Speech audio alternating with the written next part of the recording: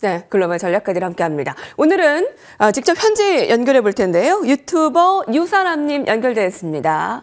안녕하십니까? 네, 네, 안녕하십니까? 네, 뉴욕 증시가 참 이번 주에 주요한 기로에 놓여 있는 것 같습니다. 트럼프의 관세 정책과 또 물가 지표, 그다음에 파월 의장의 발언, 이번 주에 이렇게 세 가지를 좀 주요하게 봐야 된다라고 하는데, 먼저 그 파월 의장의 이제 청문회 에서 얘기한 것 가운데 가장 주요하게 본 그 발언이 무엇입니까? 네, 일단 파월 연준 의장은 어제 이어서 오늘도 청문회를 이어갔는데요. 일단 여전히 어제 했던 발언들을, 똑같은 발언들을 반복했다라고 생각하시면 일단 좋을 것 같습니다. 연준은 여전히 금리 조정에 서두를 필요가 없다라는 판단을 이야기를 했고요. 연준의 목표인 인플레이션 2% 목표 도달할 때까지 정책 기조를 유지할 방침이며, 인플레이션에 대해서 큰 진전을 이뤘지만 아직까지 완전한 목표에 도달하지 않았다라고 이야기하면서, 오늘 나온 지표까지 얘기하면서 오늘 나온 지표만 보더라도 아직 연준이 할 일 많다라고 선언을 하게 되게 되면서, 인플레이션 관련해서, 금리 인하 관련해서 아직까지는 금리 동결에 대한 방향성을, 금리 인하를 늦추는 방향성으로 조금 더 진행될 것으로 보이는 발언들을 많이 이야기를 했다라고 할 수 있을 것 같고요. 동시에 양적 긴축에 대한 이야기들을 했는데요. 유동성 축소 속도를 늦추고 앞으로 일정 수준에서 중단할 예정이다라고 얘기를 하면서, 아무래도 긴축 속도 자체를 느리게 만들기는 하겠지만 아무래도 여전히 인플레이션이 높다 보니까 그 속도를 늦출 가능성을 언급을 했습니다. 또한 이것뿐만이 아니라 연준이 추가 금리 인하를 보류한다라는 얘기를 통해서 오늘 전체적으로 페드워치2 기준으로 금리 인하에 대한 속도가 전반적으로 이번에 기준으로 1회밖에 없지 않을까라고 생각하는 선반영이 좀 늘었다라고 말씀드릴 수 있을 것 같고요. 이와 동시에 많은 애널리스트들이나 뉴스들이 언급을 했었던 트럼프가 금리 인하를 압박한다라는 점에 대해서 연준이 독립성이 필요하며, 연준은 정치적 입장과 무관하게 경제 상황을 기반으로 독립적인 결정을 내릴 것이다 라고 얘기를 하면서, 현재 연준 같은 경우는 독립적으로 트럼프와는 입장이 무관하다는 점을 한 번 더 이야기를 했고요. 또한 앞으로 관세의 영향을 분석 중이며, 관세가 인플레이션 높일 가능성이 있는 시나리오를 분석 중이다라고 얘기를 하면서, 전반적으로 트럼프의 여러 관세 정책이 인플레이션을 자극할 것을 우려한다라는 점을 아마 돌려서 얘기를 했다라고 말씀드릴 수 있을 것 같습니다. 연준에서는 금리 인하를 서두르지 않겠다라고 계속 강조를 하고 있고요. 트럼프 대통령이 금리 인하를 압박하고 있지만 크게 좌지우지되고 있지는 않은 것 같습니다. 오늘 그 물가 지표가 발표된 것을 보더라도 CPI가 예상치를 상회하면서 이제 금리 인하에 대한 기대감이 좀 더 쏙 들어간 것 같은데, 그럼 올해에 한 번 정도만 예상을 하면 되는 건가요? 일단은 없다는 얘기도 있는데. 해서 네네, 선물 시장 기준으로는 금리 인하가 1회가 조금 더 이제는 반영이 됐다라고 얘기를 할 수 있을 것 같고요. 그에 따라서 오늘 10년물 금리도 0.1%가량 오르긴 했는데요.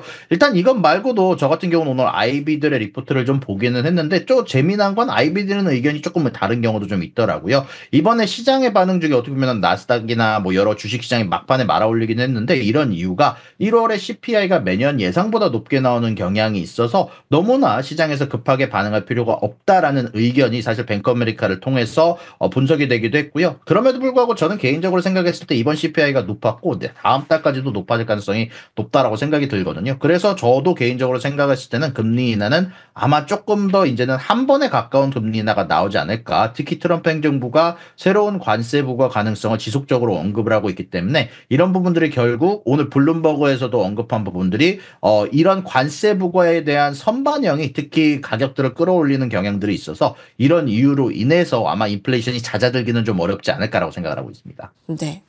자, 그러면 이번에는 트럼프의 이제 관세 정책에 대해서 전 세계 이제 증시가 이제 중반으로 갈수록, 올해 중반으로 갈수록 어떠한 방향성으로 흘러갈지 이제 굉장히 궁금한 사항입니다. 일단 뉴욕 증시만 봤을 때 미국의 이제 보호 무역에 대한 정책으로, 미국의 우선주의로 증시가 올라갈 것이다라고 생각했던 예상과는 달리, JP모건과 여러 월가의 얘기를 보면 실제로 기업의 매출이 좀 감소할 것이다라고 예상을 하는데, 어느 쪽으로 좀 예상을 하면 되겠습니까?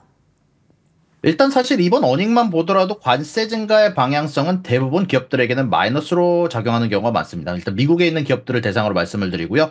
일단 미국 내에서 내수용 기업이라면은 상관이 없겠지만, 해외에다가 물건을 판매하는 입장이라면 내가 그 어떤 물건을 만들기 위해서 들여오는 원자재에 대한 가격이 관세로 인해서 상승할 것은 뭐 두말할 것 없고요. 그것과는 또 다른 문제가 이제 여기에 대해서 환율 문제라고 하죠. 특히 이번에 여러 기업들이 어닝 발표를 하면서 환율 문제로 자신들의 가이던스 밸런스를 하향 조정하는 부분들이 굉장히 많았습니다. 결국 미국의 달러가 강해지면 강해질수록 해외에서 들어오는 자금들이 적어질 수밖에 없기 때문에 이런 부분들을 염두에 둔 판단으로 들고요. 이런 부분들이 결국 대부분의 기업들에게 영향을 주면서 기업들이 다국적 기업이면 다국적 기업일수록 더욱더 악재로 작용할 가능성이 높은 게 이 관세 정책이라고 생각이 들고요. 하지만 반대로 얘기를 한다면 이번 관세에 대한 영향에서 사실 조금 더 플러스 요인을 받을 수 있는 기업들이 명백하게 있기는 합니다. 예를 들어서 이번에 철강에 대한 관세가 붙었는데 이 철강의 관세가 붙을 경우 미국 내수용으로 쓰여지고 있는 기업이라면 미국에서 만들어지고 미국에서 원자재를 수급하고 있는 기업이라면 예를 들어서 이제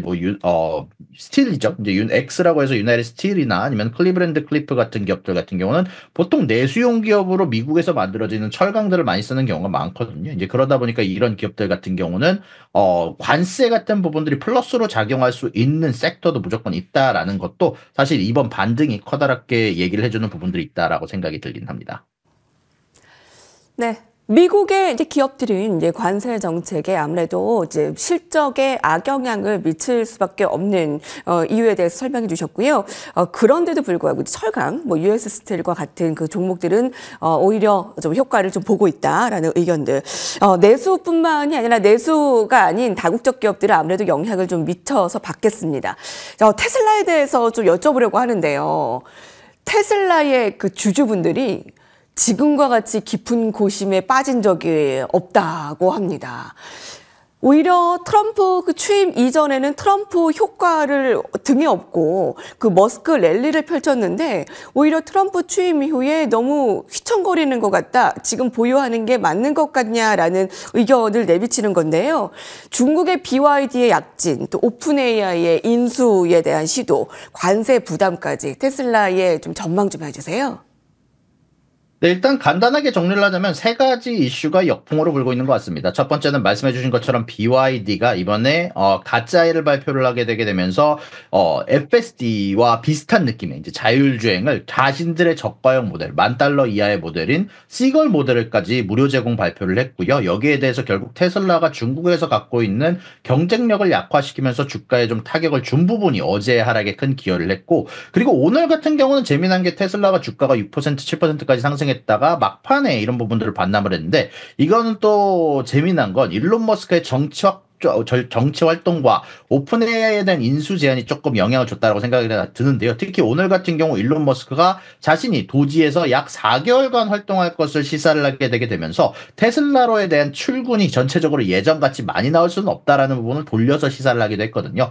이 소식이 나오자마자 테슬라의 주가가 어느 정도 곤두박질 쳤기 때문에 분명히 이 제한 자체가 아무래도 투자자들에게 부정적인 영향을 끼쳤다라고 생각이 들고요. 그리고 마지막으로는 관세에 대한 부분과 그리고 트럼프 행정부들이 진행하고 있는 정책 자체가 사실 테슬라에게 도움이 되지 않고 있습니다. 결국 아무래도 철강 관세 부과는 테슬라의 원가 증가로 이어질 것이고요. 여기에다가 트럼프가 진행하고 있는 미중 관련된 무역 관련된 관세 부분은 테슬라가 중국의 물건을 팔 때도 악재로 작용할 것이고, 여기에다가 또 추가적으로 전기차 보조금에 대한 부분들을 치운 것 또한 전기차 생산량에 대한 목표를 치운 것, 이 모든 것들이 결국 다 테슬라 주가에 악영향을 주고 있다고 개인적으로 생각을 하고 있습니다. 결국 이런 부분들에 대한 반격이 일어나는 지점이 결국 많은 분들이 제일 궁금해 하실 거라고 생각을 하는데요. 개인적으로 생각했을 때는 아직까지 테슬라가 반등을 줄 수 있는 지점이 분명히 있다고 생각을 합니다. 일단 향후 저가형 모델과 자율주행 서비스가 사실 진짜 얼마 남지 않았거든요. 일론 머스크가 약속한 날짜가 거의 한 이제 3, 4개월 정도 남아있는 상황에서 일론 머스크가 말했던 약속을 지킬 수만 있다면, 특히 자율주행 서비스가 도입이 될 수 있다면 추가적으로 여기에 대한 매출에 대한 증가의 기대감이 나오게 되게 되면서 주가를 끌어올릴 수 있는 모멘텀을 가지고 올 수 있다고 생각을 합니다. 개인적으로 생각했을 때는 뭐 $315에서 $270 정도 선의 지지선 유지선가 좀 중요하다고 개인적으로 보고 있고요. 그런 가운데 안에서 자율주행 서비스의 도입 이후에도 아무래도 그래도 여러분들이 고민하셔야 될 것은 BYD가 이렇게 무료 자율주행을 발표를 했는데 과연 테슬라도 여기에 대한 자율주행을 실행을 무료를 발표하게 되게 되면서 치킨 게임으로 도입을 할 것인가, 아니면은 미국 내에서의 매출에 만족하게 되게 되면서 미국 내에서는 FSD 가격을 유지하면서 중국에서의 매출을 조금 적게 가는 방향성으로 갈 것인가, 아마 이런 부분들을 생각하시면서 투자하시는 게 아마 조금 더 미래에 대한 예상을 하는 데 조금 더 도움이 될 것 같다고 생각이 좀 듭니다. 그렇군요.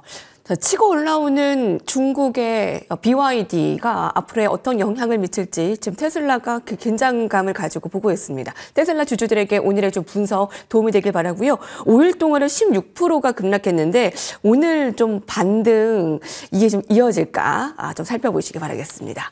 자, 다음은 AI 이제 과잉 투자에 대한 이제 우려감에 대해서 여쭤보려고 합니다. 자, 중국의 이제 딥시크에 대한 출현으로 AI가 너무 과잉 투자를 하는 것이 아니냐, 이제 미국에 대한 과잉 투자 우려감이 있었던 상황이었는데요. 그래서 지금 미국의 AI의 종목들이 최근에 좀 힘을 못 쓰고 있습니다.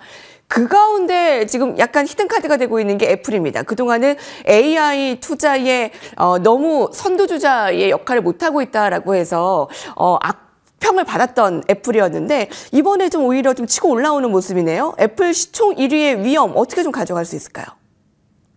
네, 일단 이번 애플 같은 경우는 명확하게 알리바바의 파트너십이 정말 커다란 도움이 된 것 같습니다. 특히 이번에 애플의 어닝콜에서 하나 악재로 작용했던 것이 뭐냐면 중국의 AI 관련된 계획이 어떻게 되느냐라는 질문에 아직 우리가 계획된 게 없다라고 발표를 했었는데, 여기에 대해서 원래 기존 바이두의 계약을 깨고 알리바바와의 AI 협력을 이제 결정을 하게 되게 되면서 이제는 어떻게 보면 애플이 중국에서 잃어가고 있던 중국의 시장 점유율을 가져갈 수 있는 추가적인 소식이 나왔다라고 개인적으로 생각을 하거든요. 아무래도 이렇게 될 경우 아이폰의 평균 판매 가격이 상승할 수도 있고 중국을 포함한 여러 섹터에서 혹은 대만이라든지 아마 여러 기업들에서 이런 알리바바와 협력이라는 선례를 통해서 이머징 마켓의 점유율도 증가시킬 수 있다 보니까 이 소식들이 개인적으로는 애플한테 굉장히 긍정적으로 작용할 만한 요인이다라고 생각이 좀 들고요. 그럼에도 불구하고 저는 개인적으로 1위까지 탈환하기에는 조금 더 시간이 걸릴 것 같다라고 개인적으로 생각을 하는 게, 현재 애플 같은 경우는 결국 AI 기업이라기보다는 하드웨어 기업으로 이미지가 조금 더 그쳐가고 있는 가운데 안에서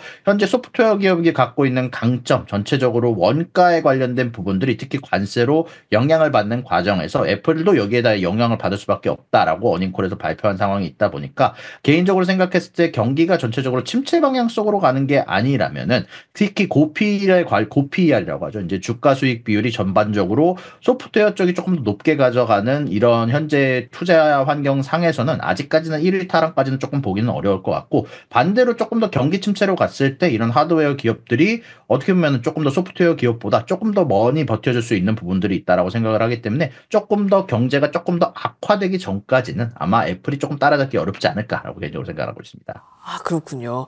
네, 저비용 고효율의 중국의 스타트업 AI 딥시크의 출현으로 그동안에 좀 고평가를 받고 있는 AI 살펴봐야겠습니다.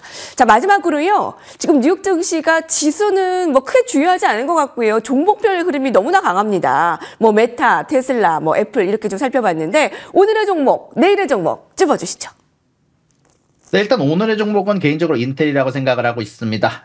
최근 미국 쪽에서 현재 자신들의 국가 내 반도체를 밀어주고 있고, 그 소식으로 인해서 오늘 인텔이 어제도 포함해서 크게 상승을 했고요. 개인적으로 생각했을 때 내일의 종목, 내일 중국 관련된 여러 지표 발표도 있고 오늘 애플과의 계약도 있고 주시속적으로 AI 관련된 소식들이 나오고 있어서 개인적으로 생각했을 때 알리바바 좀 더 지켜볼 만한 것 같습니다. 아, 네. 왜 알리바바를 좀 주셨기 때문에 잠깐 여쭤본다면 지금 중국 기술주가 좀 강세기 때문에 그 부분 좀 보면 되는 걸까요? 짧게. 그래서 정확히 말하면 알리바바 쪽에서 AI 쪽 섹터에 대해서 강력한 부분들을 가져가고 있고, 이번 애플이 바이두를 제치고 알리바바와 계약한 것만 보더라도 알리바바가 갖고 있는 AI에 관련된 모멘텀이 꽤 상당한 것 같습니다. 딥시크보다 조금 더 커다란 영향을 지니고 있다라고 생각을 해서 이번에 중국 내에서도 이런 모멘텀들이 조금 더 유지가 될 수 있다라고 생각이 들어서 개인적으로 AI 관련된 부분에서 알리바바 쪽을 조금 더 주목해서 보고 있습니다. 네. 경제 유튜버 유사남님 함께했습니다. 감사합니다. 수고하셨습니다. 네.